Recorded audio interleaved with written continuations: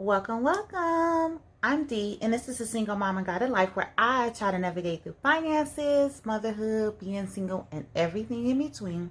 And I bring you guys along for the journey to hold me accountable. This is my income breakdown. This is the second income breakdown for my February budget. So we're just going to go ahead and get into it. We have our envelopes here because we are going to do a cashless envelope stuffing. So let's go ahead and move everything to the side and get into it. So again, this is the second income breakdown. This is for today's date is the 12th, and the amount that actually hit my bank account from my employer was $1,681.24.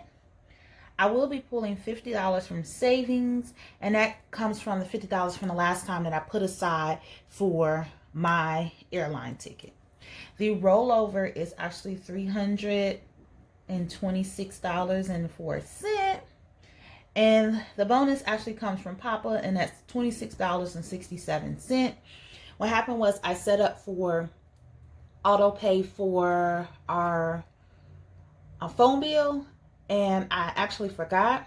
So what I had him doing in the past is he'll pay his portion and then I'll go in and pay my portion. But since it's coming all out of my credit card, I told him he had to send the money to me starting this month. So with that being said, that's where that came from. So in total, let's see what I have to work with, because I love telling my money what to do before it tells me what to do. So we have $2,083.95.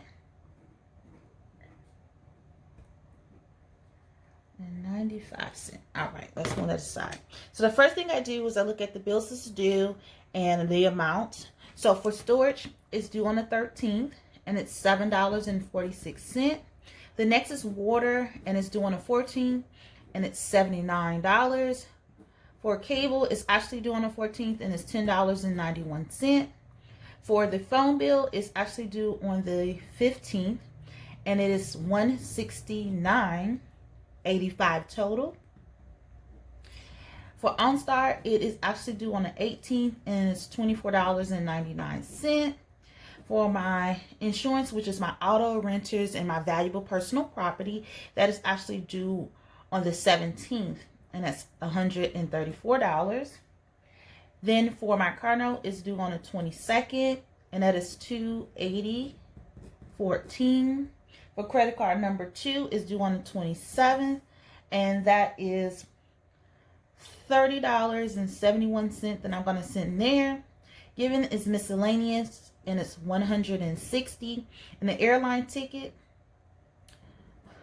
or tickets.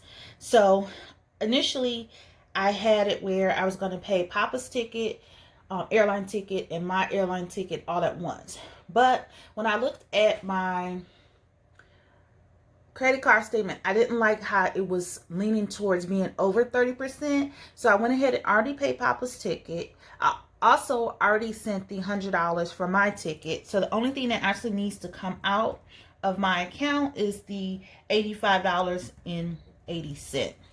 So let's go ahead and let's total that to see exactly what the bills do.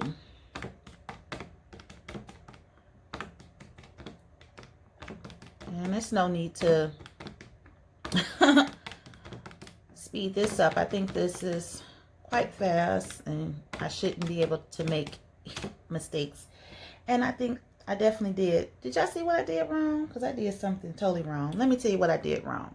So in total, the bills is $982.86. So that is true. But that's not what's going to be coming out of my account. So as we know, that is some of these expenses that is actually charged on my credit card. The first thing is the water. The next thing we have is cable. The next thing is the phone bill. And last is OnStar. So those 4 charges actually are not coming out of my bank account. So I definitely need to remove them from our calculations, and I'll do that at this present time. And that should give me the amount that should be removed out of my account. So $769.65. Okay. You see? That's why I didn't want to leave y'all. All right, so let's go talk about the next category, which is our envelope system. I have 6 categories that I like to fund. I chose these categories because these were the ones that I often overspend or under budget.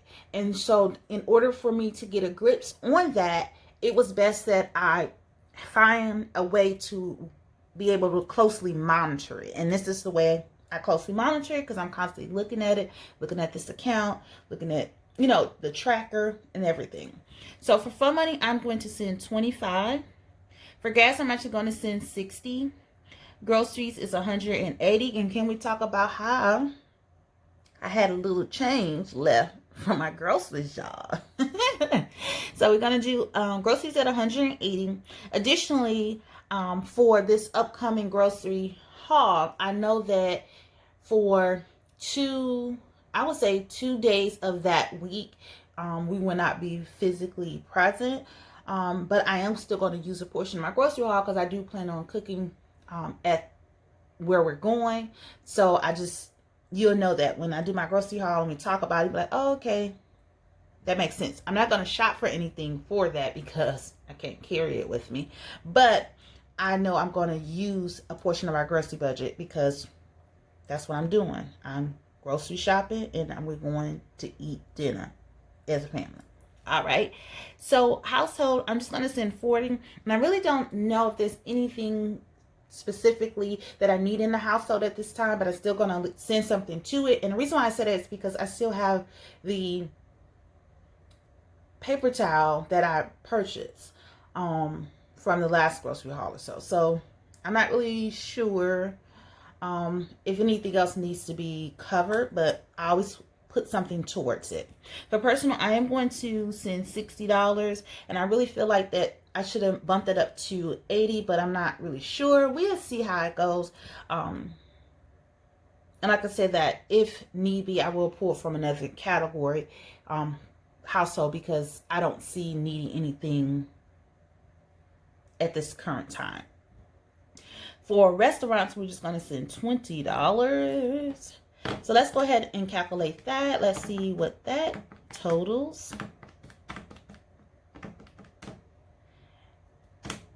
And that's $385.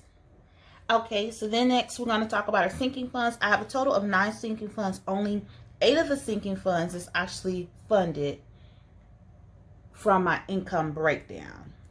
First is car maintenance, which we have some car maintenance or routine schedule maintenance for today. So I know that that would definitely either take up this 100 that I'm depositing or leave me with a little bit. We'll see. I actually sent Papa to do it since I knew that I wasn't going to be able to take off. So that was good to go. For gifts, I'm going to send 25. We have a little one's birthday that's in March that I want to make sure that I send something to. So I definitely want to build that back up. For health, I'm not going to send anything. And I actually need to go ahead and schedule for my refill. Because for some reason, it said I wasn't able to schedule it until today. And that was kind of odd to me. Because I usually, based on my pills, like when I'm down to 10, that's when I usually set up for my refill. I'm not really sure why, because I'm less than 10, that it's forcing that. And I think it's because somebody had automatically refilled it, and then they pretend like they didn't know who did it. And like I said, I tell them all the time, it's y'all doing it. It's not me, it's y'all. I don't have auto set up. Someone's physically at this pharmacy doing that. But we'll see. We'll definitely see. When I finish this, I'm going to go ahead and schedule for my refill to be picked up. And we're going to see if it's already showing it. And then we'll go from there. Okay. So for miscellaneous, I'm going to send 25. For Papa, we're going to send 100. For property, 15. Now, I am going to send 15 to travel because that's like the difference between what I should have in the account and if I didn't allocate my airline ticket to it. So I'm just going to send 15. And then I'm going to send $25 $2,258.58. And that is the amount that when I check my electric bill, I'm on an equal payment plan. But what happens is, so 11 months out of the year is the same amount. And then the 12th month you settle up. I monitor the amount that's different. Like, so say if my bill was actually $150 and my budget is $100, so I'm over $50, I will want to push that to the side, because I know that if it keeps building, when December comes, I'm gonna have a huge bill. So this is my way of combating the difference. Now, I know personally that usually when it starts to warm up, and it's definitely finicky here with our weather, it goes back and forth. So what happens is, say right now we have cold days, and for some reason my ankles are being cold, so I've been turning on my heater when I'm sitting at my desk, which is kind of funny, but it's happening. So, but what I'm determining is that around, I'll say March, it's mild weather, so it's no heat, it's no cold, it's fine. It's like that a little bit in April. We start to get some more warmer days, but officially I don't turn on my air conditioner until probably the end of May, early part of June. And that's only if the temperature rises like over a certain degree. So that's when I can start to see that amount that I was building up during the winter kind of dwindle down, because my bill is actually less during the summer months. Okay, so let's go ahead and calculate that as well.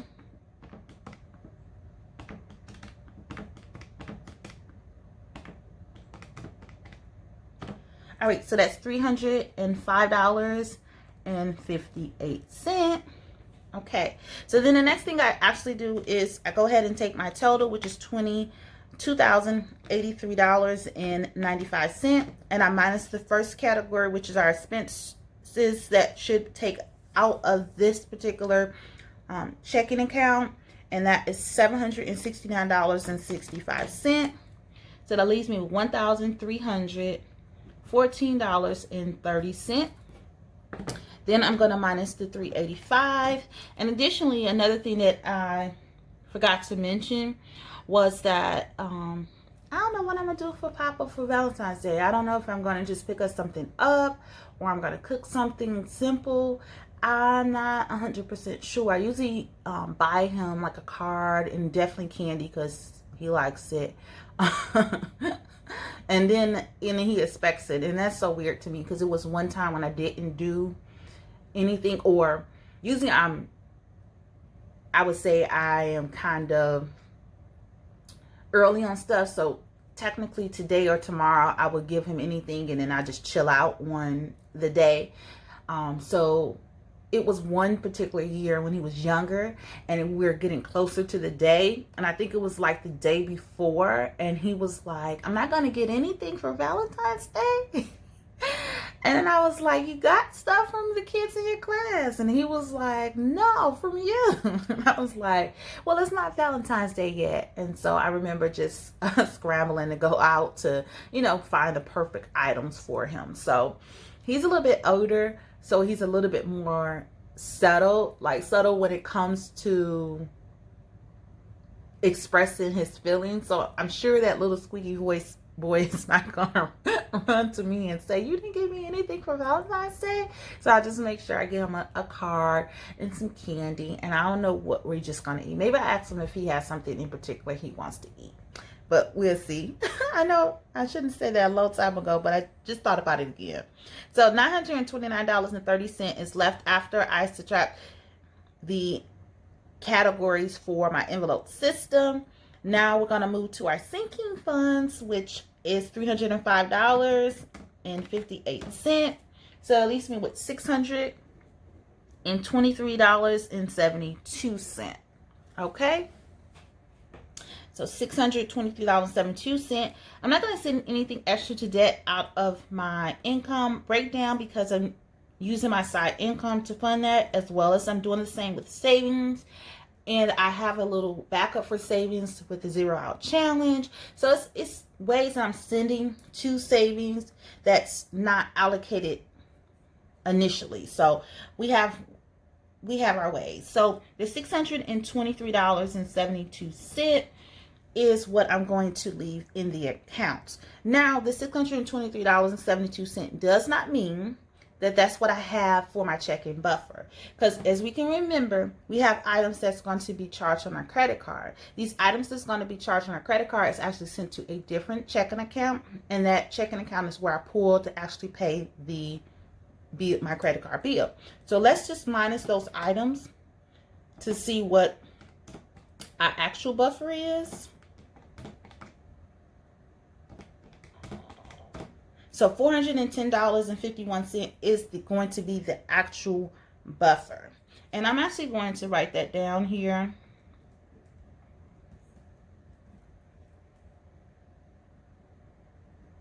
And put the actual. So no. Now, last time it was like a back and forth when I did my income breakdown. I'm like, what's supposed to be left? What's supposed to be left? But luckily, I had highlighted the items that was going to be taken off the credit card. So I definitely knew that what was going to be taken out and what was going to be left, and it matched up. So we good to go with that. So this is how I break down my income when I receive it at this time. And then now we're going to go into our cashless envelopes. Talk about the cashless envelopes. So here's Fun Money, and Fun Money ended with 0. So we're just going to make our deposit of $25, and that's going to give us, and I don't know why I always do that, but that's going to give us $25. Then for gas, it ended with $1, but what we're going to do, we are zeroing out, so we're going to do the 0 out challenge. So it started off with 0. So today we are actually going to deposit $60. So that gives us a $60 balance. We'll do the same thing for groceries. We have to 0 out because we did that yesterday. And so that's $10.85. And then today we're going to do a deposit of $180. So that gives us $180. We go to household. We need to 0 out as well. And then we need to make our deposit. And that is going to be $40. The next thing is personal. We had 53 cents left in personal. So let's go ahead and 0 that out as well.